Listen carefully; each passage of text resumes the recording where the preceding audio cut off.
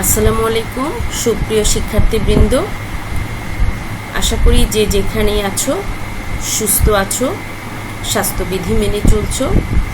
আজ আমি দ্বিতীয় বর্ষ বিএসসি সম্মান খাদ্য ও পুষ্টি বিজ্ঞান বিভাগের শিক্ষার্থীদের কোর্স নাম্বার FN 201-এর মাইক্রোবায়োলজি অংশ নিয়ে আলোচনা করব। আজ আমরা topic 11 microbiology of domestic water and waste water. Domestic water আর ওয়েস্ট ওয়াটার, আজকে আমি এর মধ্যে শুধুমাত্র ডোমেস্টিক ওয়াটার অংশটা নিয়ে আলোচনা করছি। Domestic water uses in water used for indoor and outdoor household purpose. All the things you do at home: drinking, preparing food, bathing, washing clothes and dishes, brushing your teeth, watering the yard and garden, and even washing the dog. আমরা বুঝতেই পারছো, গৃহস্থালির কাজে এবং গৃহস্থালির বাইরে বিভিন্ন কাজে যে পানিটা আমরা ব্যবহার করি তাকে আমরা বলছি ডোমেস্টিক ওয়াটার। বিশেষত পানি পান করা, রান্না করা, গোসল করা, থালাবাটি, কাপড় চোপড় ধোয়া, দাঁত ব্রাশ করা, বাগানে যে পানি তোমরা ব্যবহার করো, গাছে দাও সেটা, এবং ইভেন তুমি তোমার গৃহপালিত জীবজন্তুকে গোসল করানোর জন্য যে পানি ব্যবহার করো সেটাকেও আমরা ডোমেস্টিক ওয়াটার বলছি, অর্থাৎ যে পানিটা আমরা বিভিন্ন কাজে ব্যবহার করে থাকি। ড্রিঙ্কিং ওয়াটার স্ট্যান্ডার্ড সাধারণত WHO নির্ধারণ করে থাকে world health organization. World health organization guidelines for drinking water quality state that as an indicator organism Escherichia coli by E. coli provides conclusive evidence of recent fecal pollution and should not be present in water meant for human consumption. In the US and EPA total coliform rule state that a water system is out of compliance if more than 5% of its monthly water samples contain coliform. এই coliform bacteria আসলে coliform ব্যাকটেরিয়ার ক্ষেত্রে coliform ব্যাকটেরিয়াটা হচ্ছে E. coli bacteria. E. coli ব্যাকটেরিয়াকে আমরা কিন্তু indicator অর্গানিজমও বলি।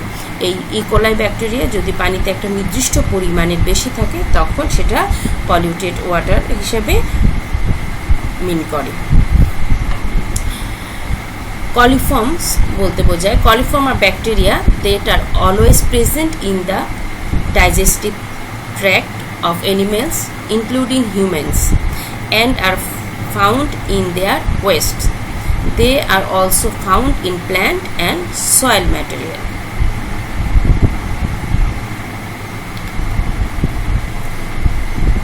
Coliform ব্যাকটেরিয়াটা আমাদের জন্য হার্মফুল কিনা?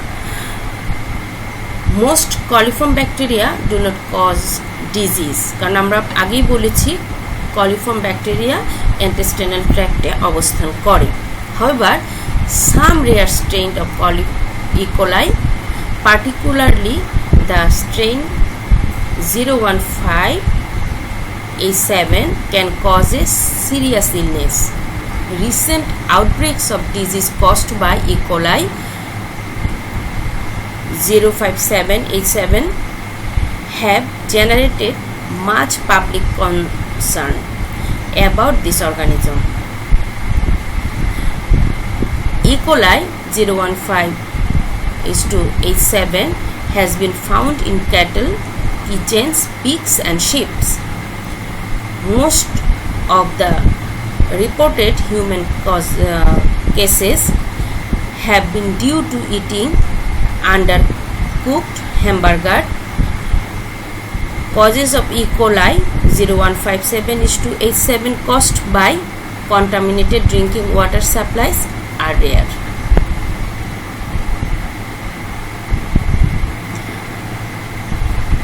Coliform bacteria যদি পানিতে থাকে সেটাকে টেস্ট করতে হয়। Testing for bacteria is the only reliable way to know if your water is safe or not. You cannot tell by the look, taste or smell of the water if disease causing organisms are in it. the New York State Department of Health recommended that well owners test their water for coliform bacteria at least once a year. If you have experienced bacterial problem in the past, it is recommended that you test your well more frequently. সাধারণত যদি কারো পূর্বে waterborne ডিজিজের কোনো অভিজ্ঞতা থাকে তাহলে পানিটা বারে বারে টেস্ট করতে হয়, তবে একবার টেস্ট করে যদি কলিফর্ম ব্যাকটেরিয়া পাওয়া যায় তাহলে কিন্তু বোঝা যায় না যে বা কনফার্ম হওয়া যায় না যে এই পানিতে কলিফর্ম ব্যাকটেরিয়া আছে। তবে কলিফর্ম ব্যাকটেরিয়া থাকলে সেই পানিটা দেখে বা গন্ধ নিয়ে বা পান করে অনেক সময় বোঝা যায় না যে এটা ব্যাকটেরিয়া আক্রান্ত কিনা। সাধারণত লেট স্প্রিং বা সামারের শুরুতে এই টেস্ট করা হয়। ওই সময় দেখা যায় ওয়েদারটা একটু ভেজা ভেজা থাকে এবং কলিফর্ম ব্যাকটেরিয়া তখন বেশি পানিতে আক্রমণ করে। Whether your test result are positive or negative, understated that the sample you collected is just a snapshot of your well's water quality. The more samples you have tested, the more confident you can be about the quality of the water you are drinking.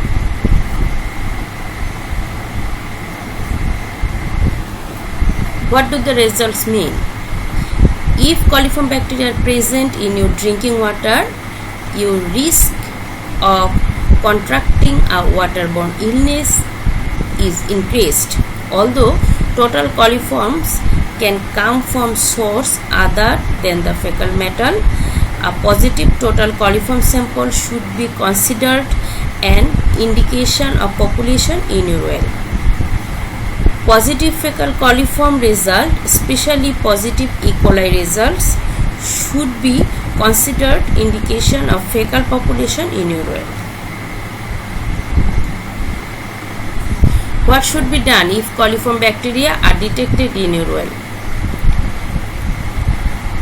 When coliform have been detected, repair your modification of the water system may be required.